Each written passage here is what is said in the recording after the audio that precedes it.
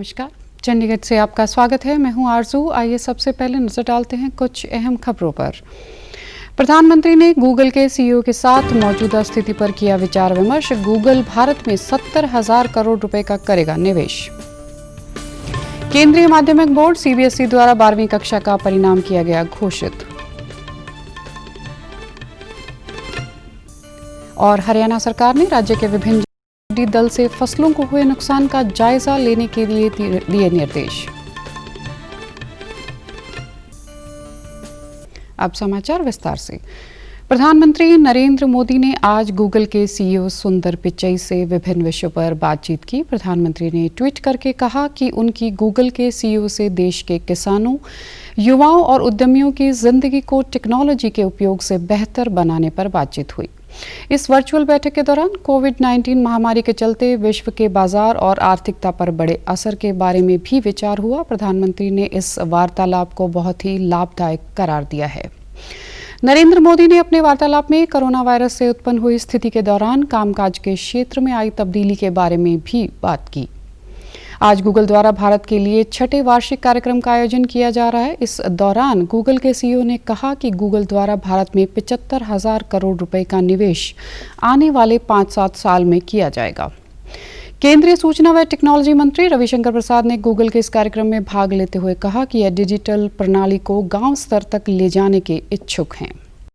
Google is rising to the occasion by trying to invest a fairly substantial amount in Indian digital transformative fund.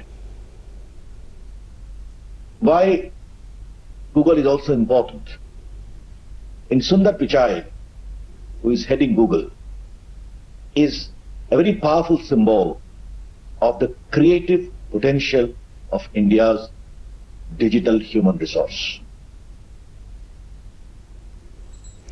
उन्होंने कहा कि भारत में digital technology का उपयोग बड़े स्तर पर होना शुरू हो गया और भारत की ऐप आर्थिकता बड़ी तेजी से बढ़ रही है।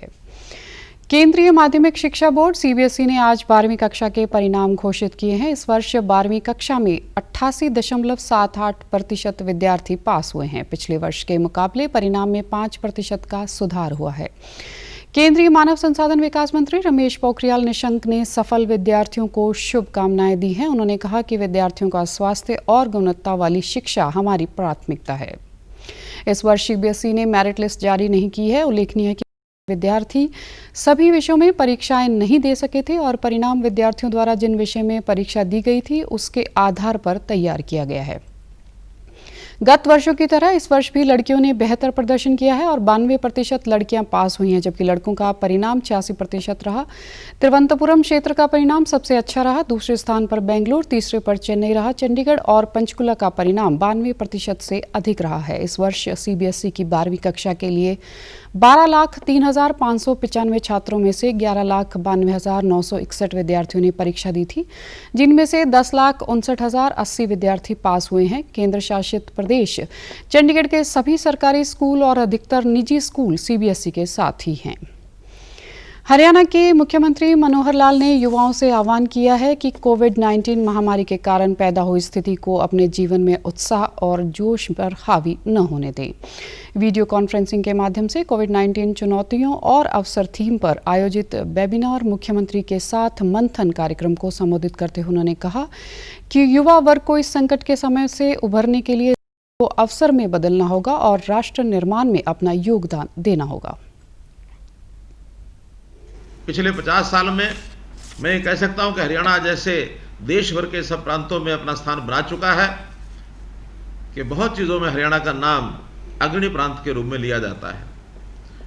हम पहले कृषि में आगे बढ़े, ग्रीन रेवोल्यूशन के माध्यम से इंडस्ट्री में हम आगे बढ़े, खास करके ऑटोमोबाइल इंडस्ट्री में आज देश और दुनिया में हमारा नाम है। इस कार्यक्रम के दौरान प्रतिभागियों ने अपने सुझाव और प्रतिक्रियाएं भी दी और सरकार से इस कोरोना चुनौती को पार करने के लिए और अधिक अभिनव व मजबूत उपाय करने का आग्रह किया। हमने सब प्लानिंग उस हिसाब से की और सारा एडमिनिस्ट्रेशन, न केवल एडमिनिस्ट्रेशन बल्कि जो आह्वान किया, समाज के सब लोग, संस्थाएं, वॉलंटियर्स सब लग गए इस कोरोना जैसी घातक बीमारी को कैसे इसकी लड़ाई लड़नी है।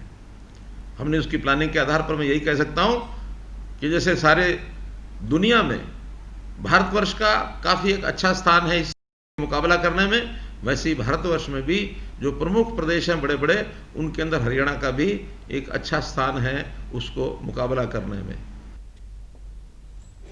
मुख्यमंत्री ने कहा कि हर संकट एक अवसर लेकर आता है और राज्य सरकार ने कोविड महामारी से पहले और कोविड महामारी के बाद दोनों ही परिदृश्यों में बहुत सी पहले की हैं। उन्होंने बताया कि प्रदेश सरकार द्वारा छात्राओं के लिए विभिन्न ऑनलाइन प्लेटफॉर्म और टेलीविजन के माध्यम से 70 लाख छात्राओं के लिए ऑनलाइन कक्षाएं आयोजित की जा रही हैं। मनोहर लाल ने कहा कि वर्तमान राज्य सरकार के कार्यकाल के दौरान युवाओं को योग्यता के आधार पर नौकरियां दी गई हैं। हरियाणा सरकार ने राज्य में टिड्डी दल से फसलों को हुए नुकसान की रिपोर्ट मांगी है। राज्य के कृषि एवं किसान कल्याण मंत्री जेपी दलाल ने कहा कि जहां भी अधिक नुकसान मिलेगा वहां विशेष गिरदावरी करवाई जाएगी। मंत्री ने चरखी दादरी जिला के टिड्डी दल से प्रभावित क्षेत्रों का दौरा कर नुकसान का जायजा लिया।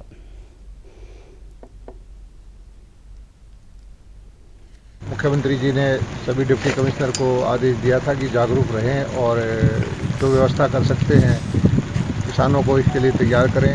दवाइयाँ रखी है हर जगह पहले से ही, फायर ब्रिगेड की सहायता से या स्प्रे मशीन है ट्रैक्टर माउंटेड, उसमें दवाइयाँ डलवाई हैं। और मौसम भी जो है बूंदाबांदी का है, ये जितनी प्रजनन के लिए अनुकूल है, खतरा भी बरकरार है। किसान भाइयों से मेरी प्रार्थना है कि अपने खेतों में फसल के लिए आवाज़ करके इनको उड़ाते रहें। दलाल ने अधिकारियों को निर्देश दिए कि जहां भी टिड्डी दल दिखाई दे वहां तुरंत दवाई का छिड़काव करवाया जाए। उन्होंने जिले के 20-25 गांव को मिलाकर एक ग्रुप बनाए जाने को कहा ताकि लोग टिड्डी दल की सूचना समय पर प्रशासन को पहुंचा सकें। कृषि मंत्री ने बताया कि टिड्डी दल से निपटने की हर संभव कोशिश की जा रही है और अभी तक सरकार के दिशा निर्देश अनुसार विभिन्न जिलों में लगभग 25% टिड्डी दल को समाप्त किए जाने की रिपोर्ट है। कृषि मंत्री ने किसानों को सावधान किया कि बरसात का मौसम टिड्डी दल के लिए अनुकूल है और ऐसे में अधिक सतर्कता बरतने की जरूरत है। भारतीय जनता पार्टी की चंडीगढ़ इकाई की ओर से वर्चुअल संवाद सम्मेलन करवाया गया। केंद्रीय वित्त राज्य मंत्री अनुराग ठाकुर ने इस आयोजन के शहर के व्यापारियों, दुकानदारों, रेहड़ी फड़ी वालों, किसान में नियोजित क्षेत्र से जुड़े लोगों के साथ बातचीत की।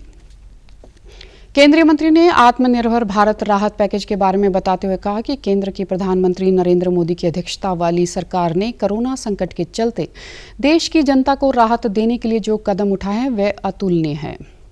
उन्होंने कहा कि इस महामारी के दौरान चंडीगढ़ भाजपा ने गरीबों तथा जरूरतमंदों की मदद के लिए जो कार्य किया है वह सब सराहनीय है। आत्मनिर्भर भारत योजना की बात करते हुए उन्होंने बताया केंद्र सरकार करोड़ों लोगों के खातों में सीधे रूप से राशि डालकर मदद दी है। उन्होंने विपक्ष द्वारा राहत कार्यों से संबंधित उठाए जा रहे प्रश्नों के सरासर गलत बताया। उन्होंने कहा कि मोदी सरकार ने जो कार्य पिछले 2-3 महीनों में कर दिखाया है वह दूसरी पार्टियां वर्षों में भी नहीं कर सकी। सम्मेलन के दौरान पार्टी के राष्ट्रीय उपाध्यक्ष और चंडीगढ़ प्रभारी प्रभात झा, प्रदेशाध्यक्ष अरुण सूद, राष्ट्रीय परिषद सदस्य संजय टंडन सहित अन्य ने भाग लिया। चंडीगढ़ के विभिन्न क्षेत्रों से आ रहे नए कोरोना संक्रमितों के कारण प्रशासन की ओर से अनलॉक 2 के अंतर्गत नियमों का पालन न करने वालों के खिलाफ सख्त की जा रही है। पुलिस की ओर से शहर में दूसरे राज्यों से आने वाले लोगों की चेकिंग की जा रही है तथा बाहरी लोगों द्वारा प्रशासन की वेबसाइट पर रजिस्ट्रेशन करवाए होने व आरोग्य सेतु ऐप डाउनलोड होने संबंधित भी जानकारी प्राप्त की जा रही है।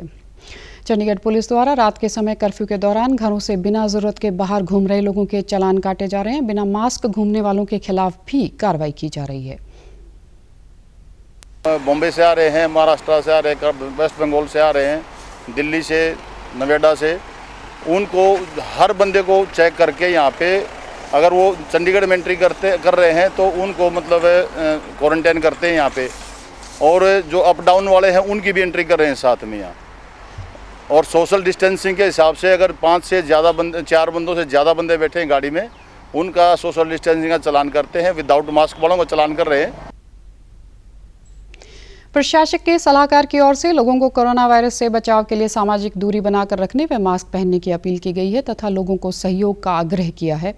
शहर में कल आए नए पॉजिटिव मामलों के बाद चंडीगढ़ में कोरोना संक्रमितों की कुछ संख्या 559 हो गई है। 8 लोगों की मृत्यु शहर में इस बीमारी से हो चुकी है तथा अभी तक 417 लोग इस बीमारी से ठीक होकर घर लौट चुके हैं।